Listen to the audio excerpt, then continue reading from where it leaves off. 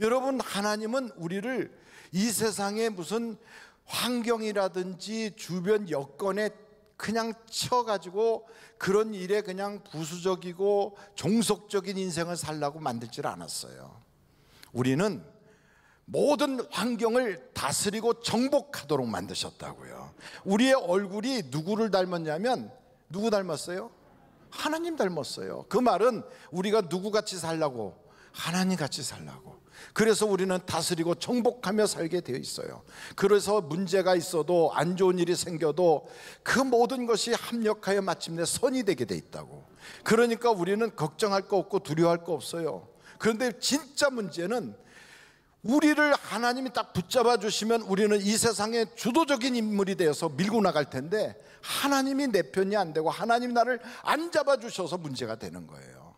그러면 왜 하나님이 안 잡아 주시느냐? 죄 때문에. 죄. 그래서 이 죄의 문제를 해결해야 된다 이 말이에요. 여러분, 오늘 말씀이 시편 116편이에요 이 시편 116편에 나오는 이 모든 이야기도 무슨 문제를 이야기하고 있냐면, 죄에 대한 이야기, 죄에 대한 얘기. 죄 때문에 어려움을 당했다는 거예요. 그래서 시편 116편에 나오는 그 인물을 어떤 사람은 다윗이었다, 누구는 뭐 히스기야다 그러지만, 저는 므낫세가 아마도 맞지 않을까 이런 생각이 들어요. 므낫세에 대한 이야기다 이건. 그래서 여러분, 역대하 33장을 한번 찾아보실까요? 역대하 33장 1절부터 보겠습니다. 므낫세가 왕 위에 오를 때 나이가 몇 살이라고요? 12세라. 12세는 몇 살이에요? 12살. 12살 때 왕이 됐어요. 예루살렘에서 몇 년 동안 다스렸다? 55년 동안. 근데 55년 동안 다스리는데 어떻게 다스렸는가? 2절 보세요. 다 같이 한번 읽겠습니다. 시작.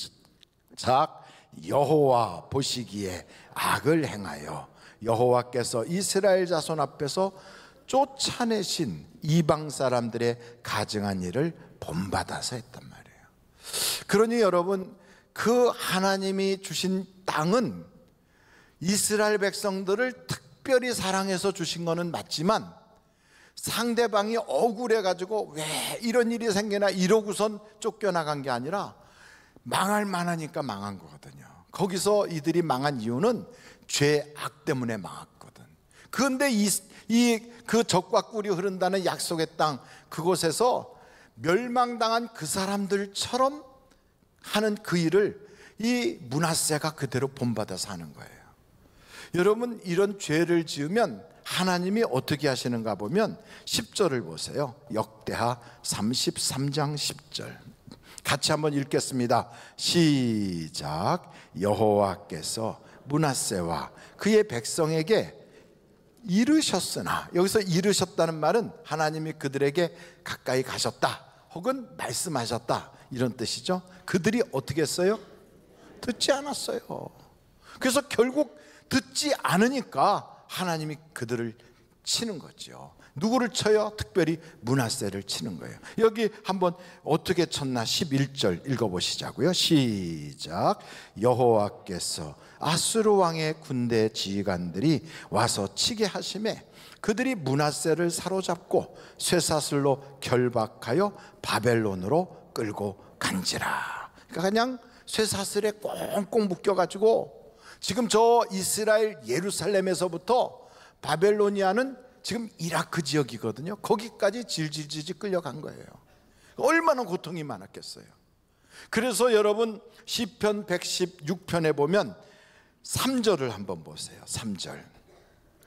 사망의 줄이 나를 두르고 스올의 고통이 내게 이름으로 내가 환난과 슬픔을 만났을 때.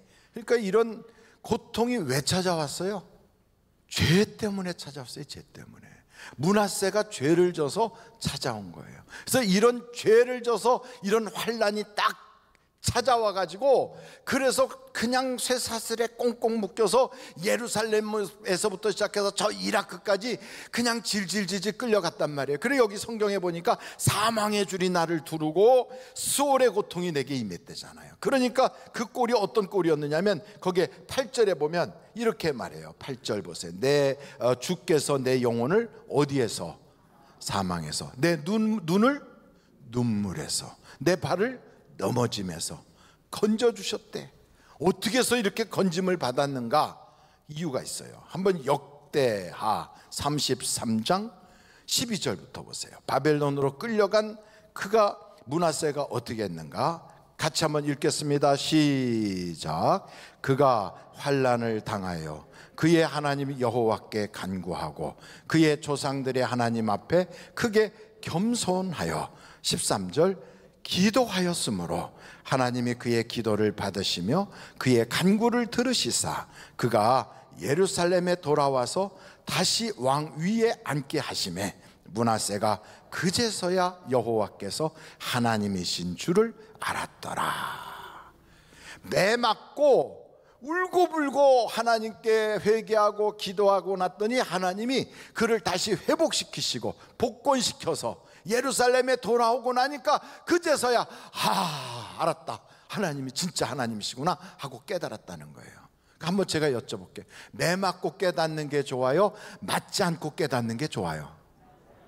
그럼요, 맞지 않고 깨달아야지. 하나님은 때려도요 아프게 때려. 너무너무 아프게 때리거든. 그러니까 그렇게 매를 엄청나게 아프게 맞는 것보단 차라리 때리기 전에, 맞기 전에 깨닫고 하나님께 돌아서서 복받는 주인공이 돼야지요. 이 성경에 보면 이런 이야기가 나와요. 한번 성경 찾아보실까요? 신명기서 18장 9절이에요. 내 하나님 여호와께서 내게 주시는 땅에 들어가거든 너는 그 민족들의 무슨 행위? 가증한 행, 가증한을 다른 말로 하면 더러운 행위에 더러운, 이런 가증한 행위를 본받지 말 것이니, 무슨 가증한 행위를 하는가 보세요. 그의 아들이나 딸을 불 가운데로 지나가게 하는 자나, 그 다음에 점쟁이나 길흉을 말하는 자나 요술하는 자나 무당이나 진언자나 신접자나 박수나 초혼자를 너희 가운데 뭐하지 마라? 용납하지 마라. 이런 일을 행하는 모든 자를 여호와께서 어떻게 여긴다고요? 가증이, 그러니까 더럽게 여기시나니 이런 가증한 일로 말미암아 내 하나님 여호와께서 그들을 내 앞에서 뭐 한다고요? 쫓아내신대요. 여러분, 우리나라가 고려시대 내내 우상 숭배하니까 종 됐잖아요. 저 몽골의 종 망해버렸어요. 그거 다 해본 거라고. 우리가 안 한 게 아니에요. 무당푸닥거리도 해보고 산신령 무슨 뭐 용왕님 다 찾아보고 뭐 호랑이도 찾아보고 별거 다 해봤어요. 그러고서 망한 거거든. 무슨 뭐 천하대장군, 지하여장군 이런 거 해서 다 갖다 놓고 성황당 만들고 그거 안 했던 게 아니에요. 그 지금 처음 하는 게 아니에요. 그게 무슨 문화유산이라고. 그거 해가지고 다 망했거든. 조선시대 중기에 우리나라에서 어떤 점쟁이가 쓴 책이 있어요. 그 책이 무슨 책이냐면 정감록이라고 하는 책이에요. 정감록. 그게 무슨 얘기냐면 정씨가 나라의 주인이 된대. 그러면 어디다가 저 어디 뭐 계룡산 근처에다가 도읍을 정할 거래요. 그러면서 점쟁이들이 그런 얘기하면서 정도령 하고 있어요. 어디 갔더니 점쟁이 집 앞에다가 거기다가 크게 써요. 정도령, 그렇게 사주팔자에 써 있더라고. 그래가지고 저 계룡대라고 하는 데가 그쪽 근처인가 봐요. 어떻게 됐든 우리나라가 그렇게 된대요. 그걸 믿고 막 퍼지고 민간신앙처럼 퍼져나가더니 결국 하나님의 말씀처럼 어떻게 됐느냐, 일본의 노예가 되더니만 땅에서 토해. 그래가지고 우리나라에 살고 있었던 우리 민족이 이 조선 땅에서 못 살고 어디로 튀느냐, 만주로 토해내, 저 사할린으로 토해내, 연해주로 토해내. 그리고 젊은 사람들은 남의 전쟁에 끌려가서 군인으로 끌려가고 정신대로 끌려가고. 얼마나 비참해요. 이 땅에도 못 살면서 땅이 토해낸다니까. 그런 이 땅에 하나님께서 예수 그리스도를 아는 복음이 들어오게 하셨어. 그 복음이 들어오더니 마침내 100년도 되지 않아서 전 세계의 열강들과 어깨를 나란히 하는 대한민국이 되게 하셨다 이 말이에요. 우리나라에 문제가 없었던 게 아니에요. 전쟁도 있었어요. 오일 쇼크도 있었어요. 그리고 이 땅에 IMF도 있었고요. 리만 브라더스인가 이런 것도 있고 별거 다 있었어요. 그런데 그 문제라는 것들이 하나님이 내 편이 돼서 우리 손을 딱 잡아주니까 그냥 지나가더라고요. 다 지나가요. 그러고 나서 우리가 그 옛날에 감히 이렇게 쳐다도 못 봤던 스페인, 이탈리아, 그리스 이런 나라들이 전부 다 우리 밑으로 보이잖아요. 지금 하나님이 우리를 존귀하게 만들어 주시는 거예요. 왜 이렇게 복을 받았어요? 하나님 믿고 예수 믿고 복 받은 거예요. 예수 믿고. 그래서 예수의 복음이 들어가니까 하나님께서 우리에게 복으로 바꿔주시더라고요. 그 어떻게 돼서 그랬느냐? 그 예수가 인생의 모든 죄들을 싹 해결해 주시기 때문에. 예수가 여러분, 이 세상에 구원 얻을 수 있는 이름은 오직 예수님밖에 없는 걸 믿으시기를 바라요. 그러니까 교회를 당긴다고 나 교회 다녀, 나 성경 읽었어, 나 금식 기도도 했어, 그렇다고 구원받는 게 아니에요. 여러분, 성경에 보니까 예수님을 제대로 만나야 구원받는 거예요. 요한복음 6장을 한번 보겠습니다. 요한복음 6장이에요. 요한복음 6장 보면 48절부터 보겠는데 예수님이 직접 말씀하신 거예요. 내가 곧 뭐라고요? 생명의 떡이니라. 너희 조상들은 광야에서 만나를 먹었어도 죽었거니와 이는 하늘에서 내려오는 떡이니 사람으로 하여금 먹고 죽지 아니하게 하는 것이니라. 나는 하늘에서 내려온 살아있는 떡이니 사람이 이 떡을 먹으면 영생하리라. 내가 줄 떡은 곧 세상의 생명을 위한 내 살이니라 하시니라. 그러므로 유대인들이 서로 다투어 이르되 이 사람이 어찌 능히 자기 살을 우리에게 주어 먹게 하겠느냐? 예수께서 이르시되 내가 진실로 진실로 너희에게 이르노니 인자의 살을 먹지 아니하고 인자의 피를 마시지 아니하면 너희 속에 생명이 있어요 없어요? 없느니라. 이 이야기를 들었던 그때 그 사람들은 막 흥분이 된 거예요. 야, 우리가 무슨 식인종이야? 사람 뜯어먹게? 아니 어떻게 자기가 자기 몸에 살을 뚝뚝 뜯어서 우리한테 먹인대? 그리고 그걸 먹으면 안 죽는다고? 이게 무슨 얘기야? 그래가지고 사람들이 야, 미쳤나 보다 그러고 다 떠나는 거예요. 근데 예수님이 제자들한테 묻는 거예요. 너희도 떠나려느냐? 그때 베드로가 말하기를 주여 생명의 말씀이 여기 계시온데 우리가 어디로 떠나겠나이까? 그럴 때 주님이 하신 말씀이 이렇게 말씀해요. 뭐라고 말씀하시냐면 여기에 63절을 보세요. 63절. 살리는 것은 영이니 육은 무익하니라. 아하, 이게 육신에 대한 이야기가 아니었구나. 내가 너희에게 이런 말은 뭐라고요? 영이요 생명이니라. 이건 뭐냐면 예수님을 통하여 내 죄가 사함 받아야 우리가 살 수 있는 거예요. 그러니까 내가 교회를 다닌다든지 성경을 2번 3번 읽었다든지, 어떤 사람은 한글로만 읽은 게 아니라 영어로 된 성경도 읽고 막 이렇게 된 문학도들도 있어요. 마치 문학서적 읽듯이. 그런데도 예수를 안 만난 사람들은 못 믿는 거예요. 구원 못 받은 거예요. 죄는 그냥 있는 거예요. 그리고 어떤 사람은 금식 기도도 하고 막 그래요. 근데 여러분, 그런 거 한다고 우리의 죄가 사라지는 게 아니다 이 말이에요. 어떻게 해야 죄가 사라지느냐? 모세가요 시내산에 올라가가지고 40일 40야를 금식을 했어요. 그리고 하나님한테 말씀을 받아가지고 내려왔어요. 그리고 내려왔는데 자기 눈앞에서 이스라엘 백성들이 막 우상 숭배를 하고 그 현상을 참을 수가 없어서 욱 하고 올라오니까 그 돌판을 집어 던졌어요. 그 속에 있는 혈기도 제대로 죽일 수가 없었어요. 금식을 했어도, 하나님 말씀을 받았어도. 그것 가지고 되는 게 아니에요. 여러분, 우리의 죄가 사함 받으려면 예수의 십자가에서 흘리는 그 피를 우리가 1:1로 만나가지고, 주님이 십자가에서 달려 돌아가신 건 내 죄 때문이구나, 하나님이 바로 예수님을 날 위하여 보내주셨구나, 그분이 살이 찢기고 피가 흘린 것은 나의 모든 죄를 사해 주시려고 그랬구나, 내가 이 큰 사랑 받았구나, 하나님의 은혜는 내가 입 가지고 다 표현할 수가 없구나, 이거를 깨달아야 구원받는 거예요. 그걸. 그러지 않고 예수님은 참 좋은 분이야, 사랑이 많으시고, 예수님이 그런 말씀했지, 용서하라고 사랑하라고. 아이, 그럼 예수님 아주 위대한 분이야. 이러면서 예수님을 스승으로, 어떤 선생님으로 알고 있는 그런 양반들은 아직 구원자 예수님을 만난 적이 없어서 구원받지 못한 거예요. 여러분, 가룟 유다도 예수님을 선생님이라고 그랬거든. 랍비요 그랬거든. 그것 가지고는 안 되는 거예요. 우리의 죄를 용서받으려면 울어도 안 돼요. 자매해도 안 돼요. 예수를 만나야 해결돼요. 여러분, 성경 욥기서를 한번 찾아보도록 하겠어요. 욥기서 11장 13절.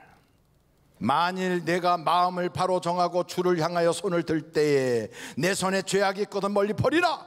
불의가 내 장막에 있지 못하게 하라. 여러분의 집안에 모든 죄악들이 다 터져나가기를 간절히 바라요. 그리하면 내가 반드시 흠없는 얼굴을 들게 되고 굳게 서서 두려움이 없으리니 곧 내 환난을 잊을 것이라. 내가 기억할지라도 물이 흘러감 같을 것이며 내 생명의 날이 대낮보다 밝으리니 어둠이 있다 할지라도 아침같이 될 것이요 내가 희망이 있으므로 안전할 것이며 두루 살펴보고 평안히 쉬리라.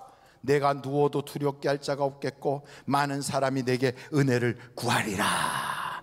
죄가 싹 떠나가고 나면요, 누워도 편안하고 그냥 이 세상 사는 전체가 다 하나님이 내 편 되시니 우리는 뭐냥 살맛이 나는 거지요. 그러니 여러분 보십시오. 므낫세가 엄청난 죄를 졌어. 하나님이 책망을 하고 하나님이 대노를 했어요. 그러나 그런 므낫세가 하나님께 겸손하여 회개하고 돌이키니 하나님이 그를 회복시키시더라 이 말이에요. 회복시키더라.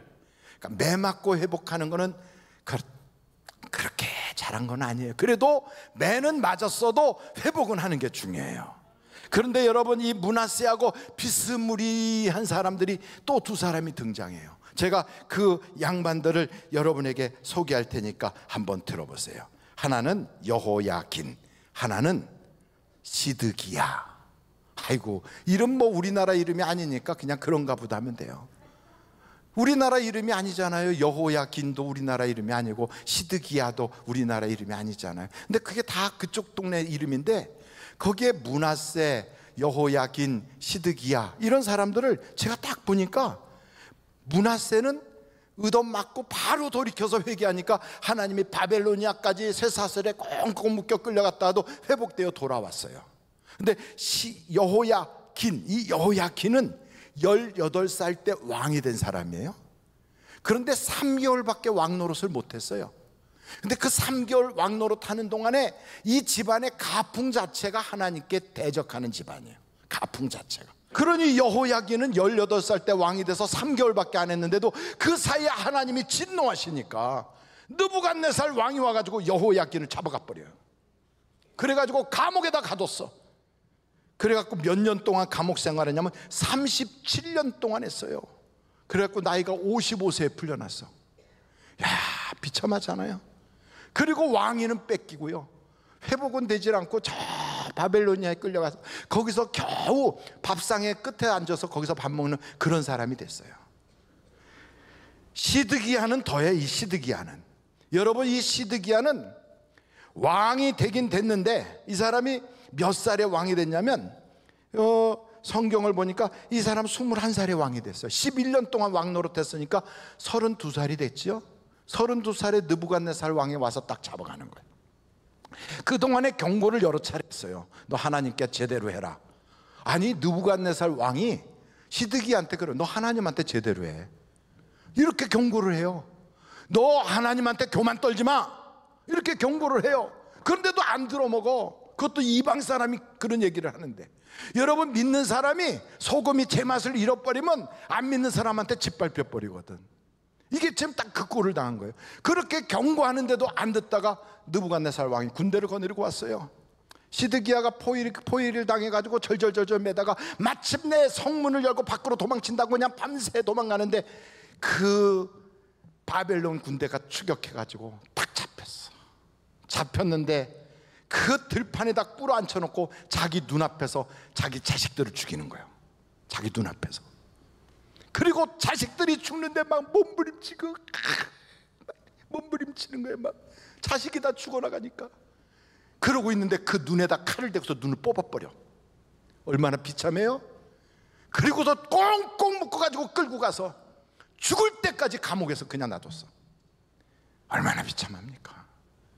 저는 이걸 보면서 므낫세는 바로 돌이켜서 빨리 회복하는데 여호야긴은 37년 만에 회복하고 시드기야는 영원히 회복이 안 되더라.